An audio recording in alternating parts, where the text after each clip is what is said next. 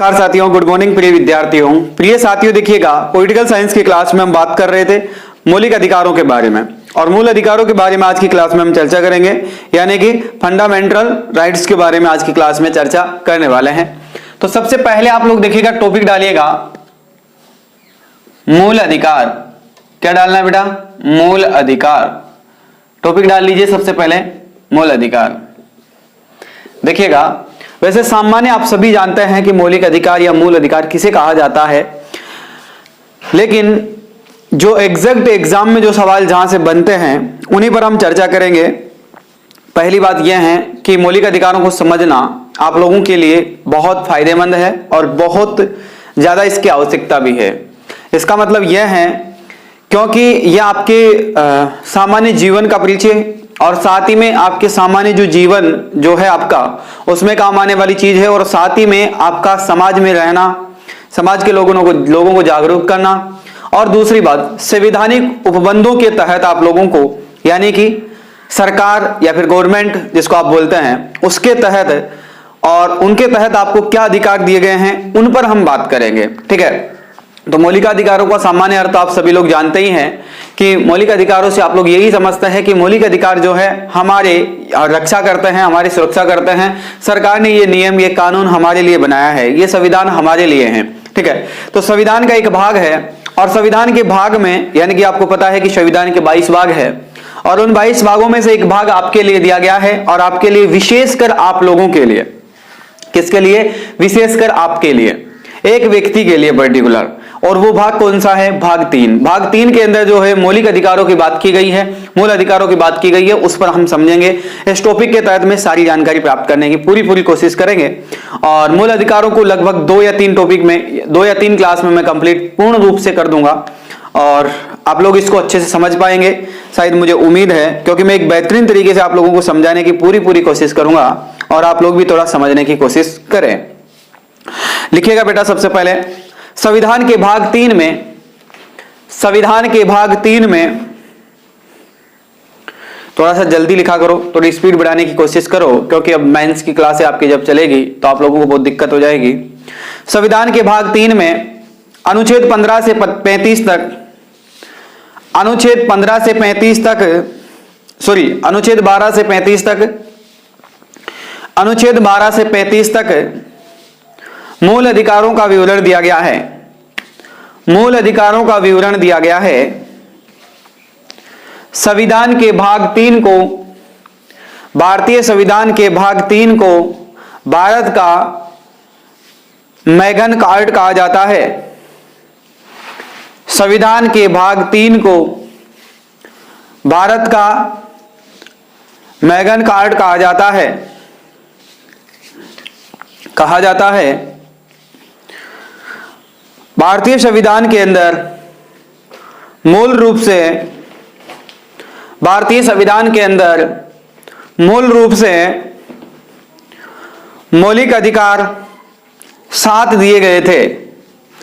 मौलिक रूप से या मूल रूप से मौलिक अधिकार 7 दिए गए थे या 7 अधिकार प्रदान किए गए थे, जिनमें से पहला देखिएगा, पहला है समानता का अधिकार। क्रमबद्ध तरीके से बेटा इनको लिखना। समानता का अधिकार, किसका अधिकार बेटा?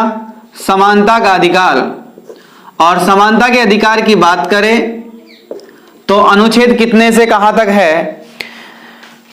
चलिएगा, अनुच्छेद बाद में लिख लेंगे, पहले इनका नाम लिखिएगा।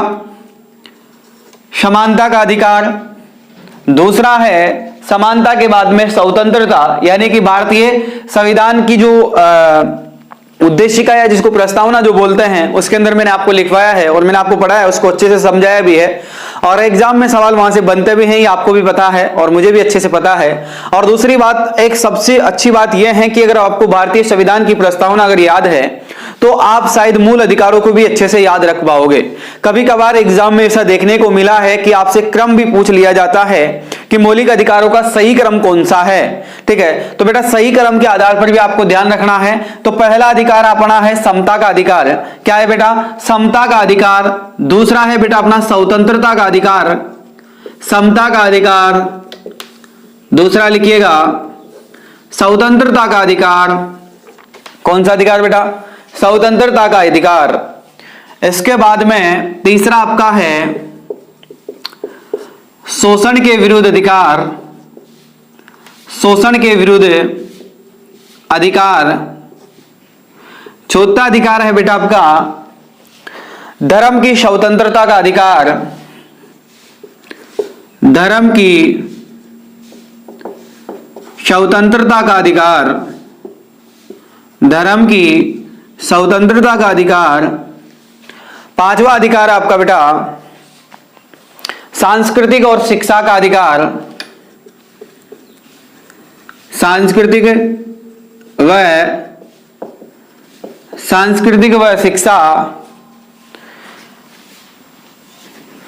के संबंधित अधिकार।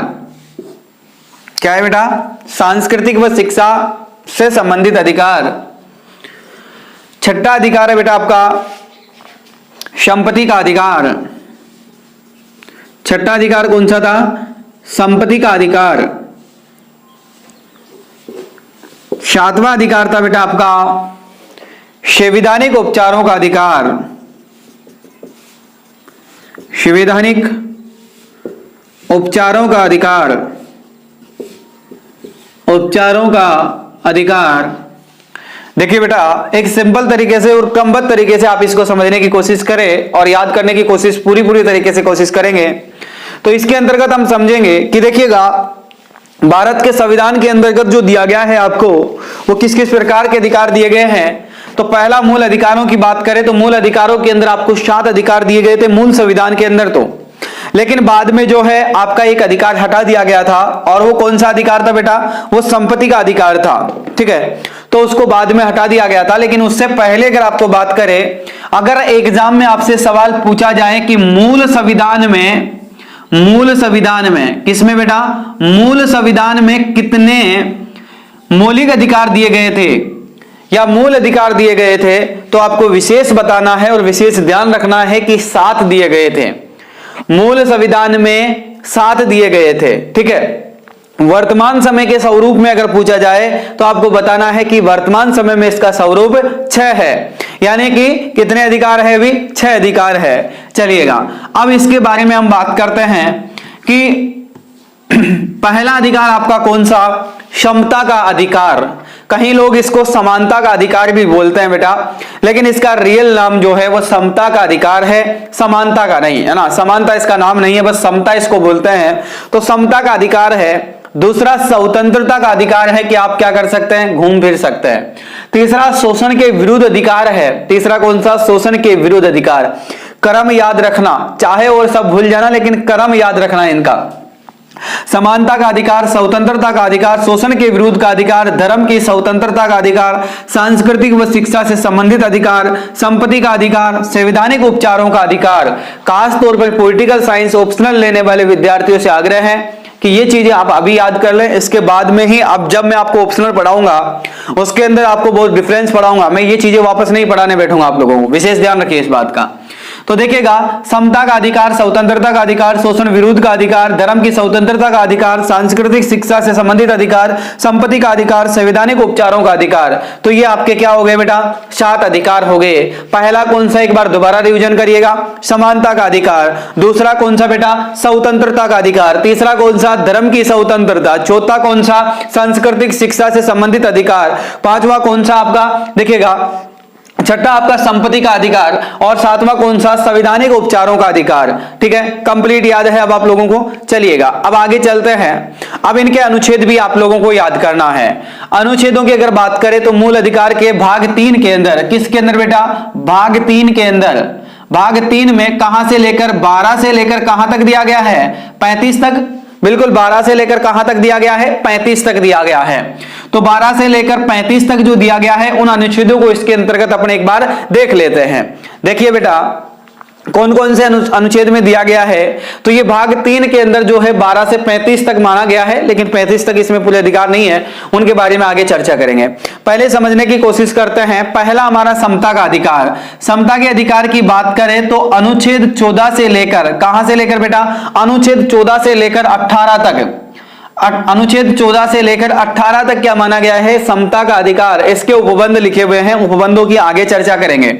इसके बाद में स्वतंत्रता के अधिकारों की बात करें तो अनुच्छेद 19 से लेकर कितने तक बेटा? 21, 22, यानी कि 19 के बाद में 22 और शोषण के विरुद्ध अधिकारों की अगर बात करें तो अनुच्छेद 23, 24 के अंदर इसका वर्णन किया गया है। अनुच्छेद 23, अनुच्छेद 24 के अंदर इसका वर्णन किया गया है। और धर्म की स्वतंत्रता के अधिकार की अगर अपन बात करें तो धर्म की स्वतंत्रता का अधिकार अनुच्छेद 25 से लेकर 26, 27 और 28 तक है। अनुच्छेद 25 से 28 तक माना गया है। सांस्कृतिक व शिक्षा के संबंधित अधिकारों की अगर अपन बात करें तो बेटा अनुच्छेद 29 और 30 के अंदर इनका जिक्र किया गया है। अनुच्छेद 29, अनुच्छेद 30 के अंदर इनका जिक्र किया गया है। और इसके बाद में संपत्ति के अधिकार की अगर बात करें तो संपत्ति का अधिकार अनुच्छेद 31 में है बेटा। कहां पर है? अनुच्छेद 31 में है। वर्तमान समय में इसको हटा दिया गया है, उसके बारे में आगे लिखेंगे। पहले संविधान के औपचारिक अधिकारों की अगर बात करें तो अनुच्छेद 32 के अंदर इनका वर्णन किया गया है। अनुच्छेद 32 के अंदर देखो, दोबारा समझो, अनुच्छेद आप लोगों को विशेष तौर पे याद करने हैं। पहला देखो, समता का अधिकार अनुच्छेद 14 से लेकर 18 तक वर्णित किया गया है। स्वतंत्रता का अधिकार अनुच्छेद 19 से 22 तक वर्णन किया गया है। शोषण के विरोध अधिकार अनुच्छेद 23 से 24 के अंदर वर्णन किया गया है। धर्म की स्वतंत्रता का अधिकार अनुच्छेद 25 से 28 तक वर्णन किया गया है। सांस्कृतिक व शिक्षा से संबंधित अधिकार अनुच्छेद 29 से 30 के बीच में जिक्र किया गया है। संपत्ति के अधिकारों की बात करें तो अनुच्छेद 31 के अंदर है, जो कि वर्तमान समय में हटा दिया गया है। इसके बाद में संवैधानिक उपचारों का अधिकार अनुच्छेद 32 के अंदर इसका जिक्र किया गया है। किसके तहत किया गया है? अनुच्छेद 32 के अंदर इसका जिक्र किया गया है। अब लिखिएगा बेटा संपत्ति के अधिकार के बारे में, क्योंकि इसको हटा दिया गया है। और राजस्थान के आरएस एग्जाम के अंदर, आरएस प्री एग्जाम के अंदर यह सवाल पूछा गया कि किस संविधान अनुच्छेद, किस तहत संविधान संशोधन के तहत संपत्ति के अधिकार को हटा दिया गया और किस अनुच्छेद को हटाया गया, यह भी पूछा जाता है तो एग्जाम में। तो इसके बारे में लिखिएगा आप लोग, क्योंकि आपके यूपीएससी और पीसीएस एग्जाम में भी काम आ सकता है और अन्य छोटे एग्जामों में, और साथ ही में आपके काम आने वाली चीज है, क्योंकि कोई भी आपसे पूछ सकता है कि कौन सा कितने मौलिक अधिकार है। भाई 7 है, 7 में से एक मौलिक अधिकार हटा दिया गया है। मूल रूप से संविधान में कितने थे? 7 थे। अगर किसी ने कह दिया कि बेवकूफ 7 नहीं है 6 ही है ना, तो आप ज्यादा भयभीत मत होइए, क्योंकि आपको पता है कि वर्तमान समय में 6 है, लेकिन पहले मूल रूप से 7 थे। अगर सामने वाले ने आपको बोल दिया कि बेवकूफ है तू, यूपीएससी की तैयारी कर रहा है, तेरे को यही पता नहीं है कि 6 मौलिक अधिकार है, तो आप ज्यादा भयभीत मत होइए, क्योंकि उसको आपको पता है कि इसका पढ़ाई का लेवल नीचा है, क्योंकि ये नीचे स्तर का व्यक्ति है, क्योंकि इसको पता नहीं है कि मूल संविधान में तो कितने दिए गए थे? 7 दिए गए थे। तो विशेष ध्यान रखना, ठीक है? तो भयभीत मत होना। अब लिखो, इसके बारे में लिखो, संपत्ति के अधिकारों को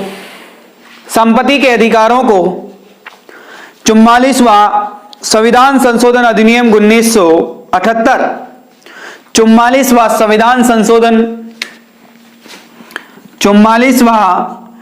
संविधान संशोधन 1978,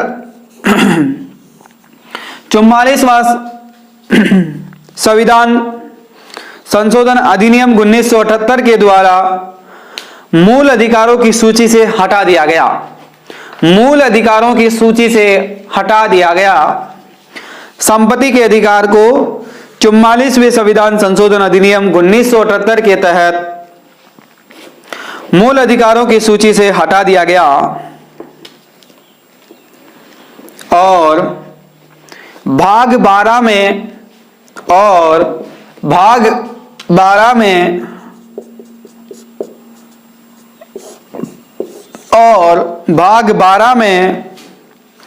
अनुच्छेद 300 के भाग के अंदर, अनुच्छेद 300 के कै भाग के अंदर या कै भाग के तहत कानूनिक अधिकार बना दिया गया। कै भाग के तहत कानूनिक अधिकार बना दिया गया। इस तरह से वर्तमान समय में 6 मूल अधिकार है। इस तरह से वर्तमान समय में 6 मूल अधिकार है। इस तरह से वर्तमान समय में 6 मूल अधिकार है। क्या है बेटा? 6 मूल अधिकार है। देखिए अब हम चर्चा करेंगे आगे। एक बार बढ़ने से पहले एक बार दोबारा रिवीजन करना बहुत जरूरी है। देखिए बेटा इस चीज को समझिएगा। मौलिक अधिकारों की हम बात कर रहे थे। मौलिक अधिकारों की अगर अपन बात करें तो भाग 3 के अंदर 12 से लेकर 35, अनुच्छेद 12 से लेकर अनुच्छेद 35 तक जो है मूल अधिकारों को रखा गया है, जिसमें से मूल अधिकारों की बात करें तो वर्तमान समय में 6 है और मूल रूप से संविधान में 7 थे। पहला अधिकार समता का अधिकार, दूसरा स्वतंत्रता का अधिकार, तीसरा शोषण के विरुद्ध अधिकार, चौथा आपका कौन सा? चौथा अधिकार है धर्म की स्वतंत्रता, पांचवा आपका है सांस्कृतिक शिक्षा से संबंधित अधिकार और छठा है आपका संपत्ति का अधिकार और सातवां है संवैधानिक उपचार से संबंधित अधिकार। अनुच्छेदों की बात करें, समता का अधिकार अनुच्छेद 14 से लेकर कहां तक वर्णित किया गया है? अनुच्छेद 18 तक वर्णित किया गया है।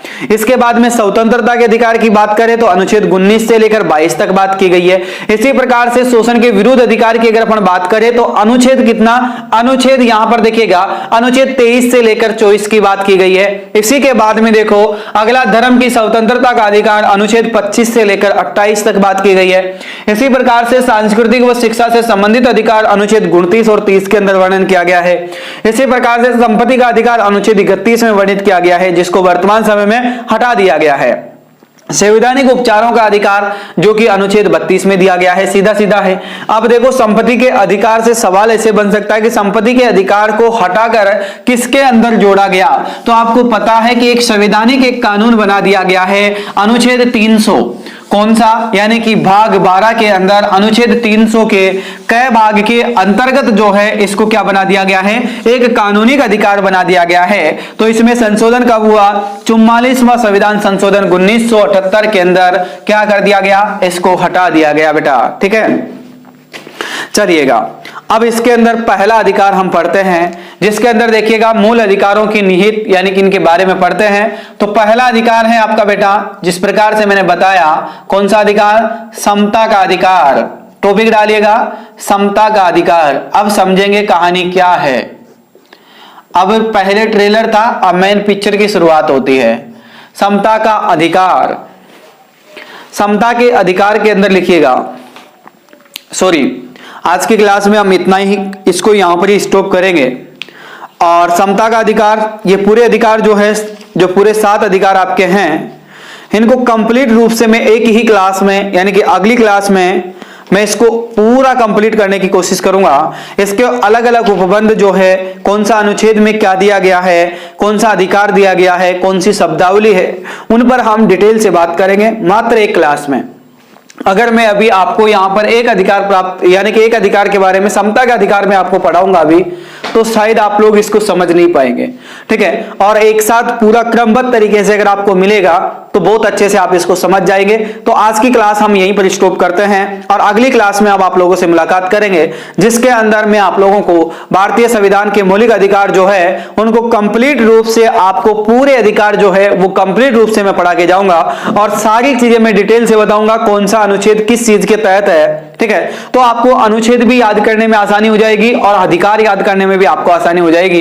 इसलिए आज की क्लास में मैं आपसे क्षमा चाहूंगा, लेकिन वो आपके लिए है, ये मेरे लिए जरूरी नहीं है, ये आपके लिए जरूरी है, क्योंकि आपको एक क्रमबद्ध तरीके से समझाना बहुत जरूरी है और इसलिए मुझे आपके लिए ऐसा करना पड़ेगा। और मजबूरी में आपको कभी भी दोबारा फिर वापस मौलिक अधिकार दोहराना की जरूरत पड़े या कभी याद करने की जरूरत पड़े तो शायद आप एक ही क्लास में सारी चीजें सीख पाए। इसलिए मैं आप लोगों को अलग अलग जगहों पर भटकाना नहीं चाहता हूं। इसलिए मैं आपको अगली क्लास के अंदर पूर्ण डिटेल से पूरे अनुच्छेदों के साथ में, पूरे शब्दावली के साथ में पूरे अधिकार आप लोगों को समझाने की कोशिश करूंगा। तो आज की क्लास यहीं पर समाप्त करते हैं। आप लोग सभी मुझे अनुमति दे, फिर अगली क्लास में आप लोगों से मुलाकात करते हैं। तब तक के लिए जय हिंद, जय भारत। हंसते रहिए, मुस्कुराते